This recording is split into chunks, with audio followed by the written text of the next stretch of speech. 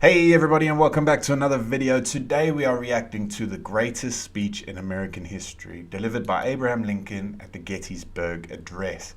Like I said to you in the oversimplified video, I'm really trying to learn as much as I can about American history because that oversimplified video sparked an interest in me, and I think that's why those videos are so good, because they give you little tidbits and it's really informative, but then it makes you want to go away and find out some more. So I'm just going to read something from the history.com page that I've been reading. I've been on this website quite a lot lately, and I'll just read the first paragraph. I'll link this down in the description so you can have a read as well. It's really interesting. I think it's got the whole speech written out as well. So I'll just read this for you in a second. Excuse the old specs. I am blind without them on the computer anyway. But yeah, let's just read this little bit. It says, on November 19th, 1863, at the dedication of a military ceremony in Gettysburg, Pennsylvania, during the American Civil War, President Abraham Lincoln delivers one of the most memorable speeches in American history in fewer than 275 words. Lincoln brilliantly and movingly reminded a war-weary public why the Union had to fight and win the Civil War. Now, if you think about that in today's terms, 275 words, that's nothing. I think the guy who went before him was talking for about 2 hours. 275 words. So I'm really excited for this video. I'm hoping to learn a little bit more, and I am learning a little bit more off camera. I'm not going to pause this video. I got quite a few comments on my Chris Stapleton video saying, how dare you sort of pause during the national anthem? It means so much to us and we find it highly disrespectful. So I won't pause during the video. I'll have a chat at the end if that's okay. If you haven't done so already, please make sure you hit the subscribe button. And if you're feeling extra frisky, you may as well hit the like button as well. And without further ado, ladies and gentlemen, let's get into the greatest speech in American history.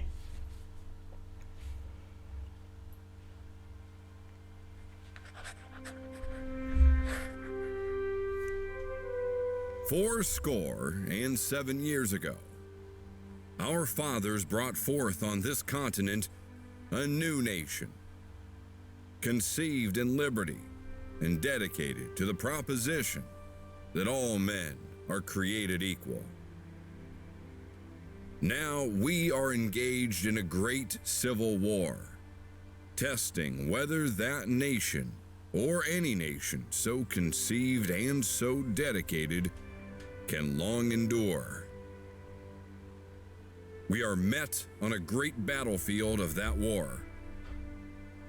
We have come to dedicate a portion of that field as a final resting place for those who here gave their lives that that nation might live. It is altogether fitting and proper that we should do this.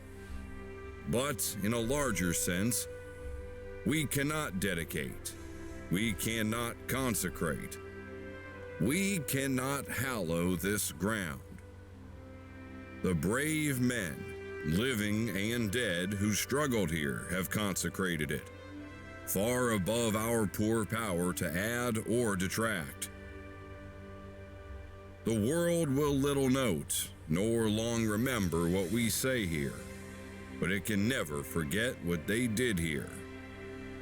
It is for us, the living, rather, to be dedicated here to the unfinished work which they who fought here have thus far so nobly advanced.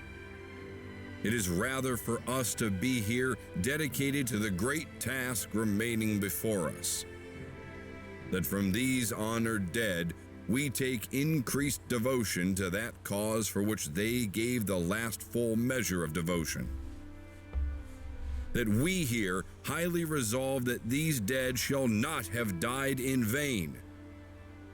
That this nation, under God, shall have a new birth of freedom, and that government of the people, by the people, for the people, shall not perish from the earth.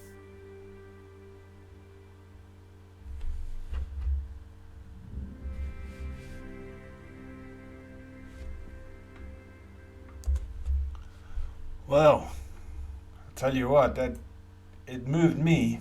From what I've read, with the Civil War, it was about freedom, wasn't it? And Abraham Lincoln's point of view, where he says, and that government of the people, by the people, for the people, should not perish from this earth.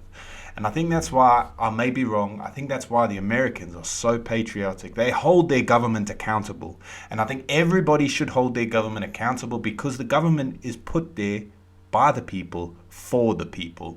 And that's completely lost in a lot of countries nowadays. And I don't want to get into politics and all this thing, because that's not what I'm about. But geez, that speech was so short, yet it said so much if you think about it. I'm going to go away and I'm going to read that speech again. I'm going to read the rest of the article that I found, and I'm just going to be enjoying the fact that I'm learning something new. And I implore anybody who's watching this video to just have a read of the, I don't want to say article, let's call it an article. Have a read. It'll be linked down in the description. It is amazing.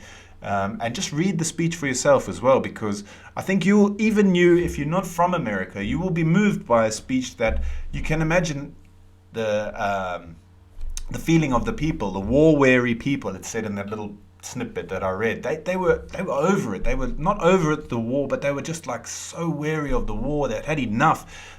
But for that speech, it picked them up and made them fight and move forward into what America is today. I hope I didn't disrespect anybody. I didn't pause the video. It's a lot easier to comment on something as you've heard it and go from there. So yeah, I hope I haven't missed anything. I hope I haven't disrespected anyone.